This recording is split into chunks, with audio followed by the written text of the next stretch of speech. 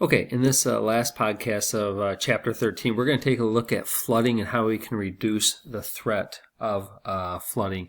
And it's actually fairly straightforward conceptually, where to reduce flooding, we need to rely more on wetlands and floodplains as opposed to building in these floodplains and building controlling measures like levees, dams, and channeling our water. So let's take a look at how flooding works. First of all, floodplains are simply areas near rivers where the rivers naturally would overflow during major rain events.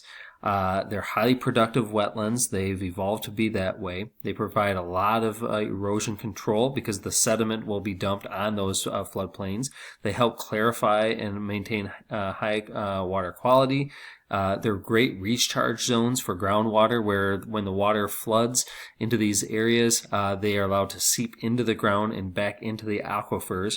And they also provide a lot of benefits in terms of soil fertility. Think about all of the ancient civilizations, whether it's the Mesopotamians settling between the Tigris and the Euphrates, or the Egyptians settling along the Nile.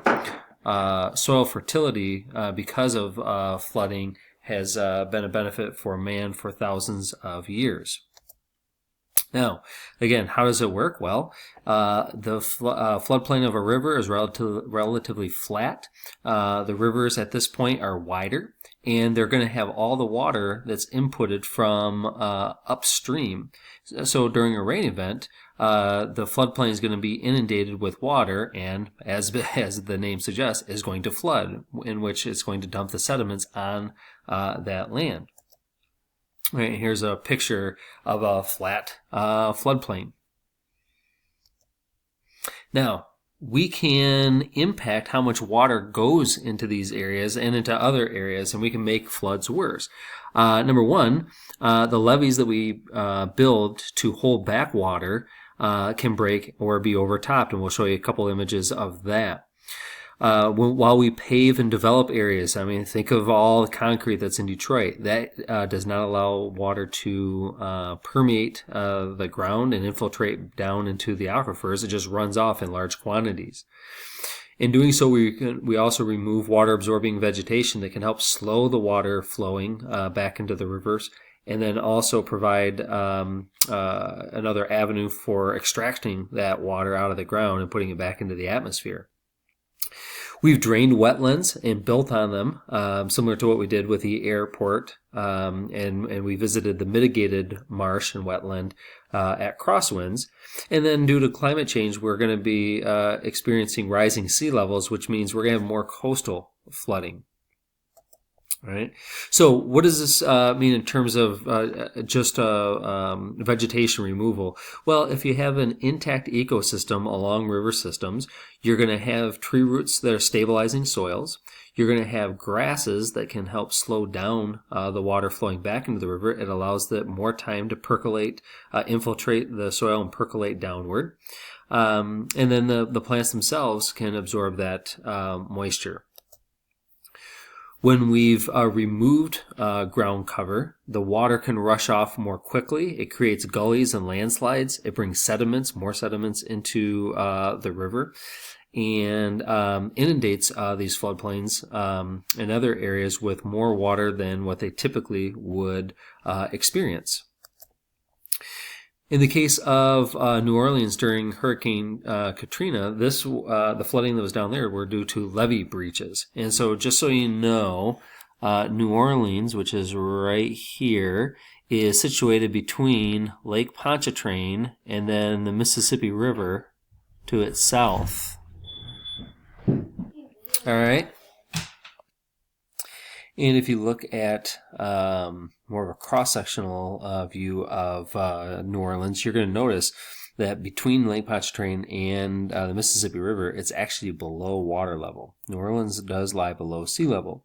And so in order to protect the city, they constructed a series of levees to help hold the water back. All right. And so when you look at what happened with Hurricane Katrina, you'll notice it was due to levee breaches. And so here's a map of New Orleans. Again, Lake Pontchartrain to the north, and then you have the Mississippi River running along the south. The French Quarters, which is one of the more famous areas in New Orleans, is going to be right around here with the New Orleans Superdome, roughly right around there. That's where they play football and the bowl games, etc., the New Orleans Saints. And so in each of these areas where you have the stars, here, here, etc., this is where we had major breaches of the levees that hold back the water that's in the canals that connect Lake Pontchartrain to the Mississippi River. And so what ended up happening, when the levees breached, you had water that was literally pouring into the city. All right. Again, before Hurricane Katrina, you have the earthen levees, and that's all that they are. There's a construction to them, but a lot of the levee is just mounds of soil and grass and whatnot. And so they were broken, and again, you're going to have water flowing into the residential areas. Another image here. This is a major interstate exchange. So, levees, though very, very helpful, very useful, they can be breached and sometimes with catastrophic effects. Looking at another area, we have Bangladesh. Bangladesh is a country just east of India at the north end of the Bay of Bengal. Has major river systems flowing into the bay, including the Ganges River. And the interesting thing about Bangladesh is that it is predominantly a coastal floodplain where moderate floods help make the soil extremely fertile in that area.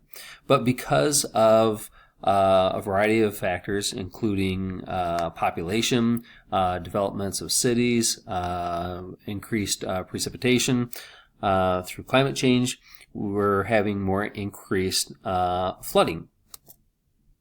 And so if you look at Bangladesh's population density is well over 1,000. It's actually over 1,100 people per square mile throughout the entire country. If you look at the population center of Dhaka, it has a population density of about 115,000 people per square mile. You compare that to New York City. New York City is about 27,000 people per square mile. So we're talking about 4 times the population density in certain areas of Bangladesh. It's extremely populated. The blue areas here represent the flood zones. 80% of Bangladesh is a floodplain. So with over 100 million people living in Bangladesh and it being a floodplain, you're going to be prone to having major catastrophic floods that impact a lot of people. And in fact, about 5,000 people die every single year in the floods. Over 7 million homes are destroyed during these floods. You can imagine with swelling sea levels, with climate change, that's only going to enhance that problem. All right, and here's an image of the 1998 floods in Bangladesh. But floods are not, that kind of catastrophic flooding is not just towards Southeast Asia or the Indian subcontinent. Right here in Detroit, back in 2014, we had large volumes of rain in a short period of time, and our highway system was completely flooded. All right, you may remember these types of images. This is because Detroit's a concrete city. There's nowhere for the water to go. It can't permeate through the asphalt or the concrete. It can't infiltrate into the soil.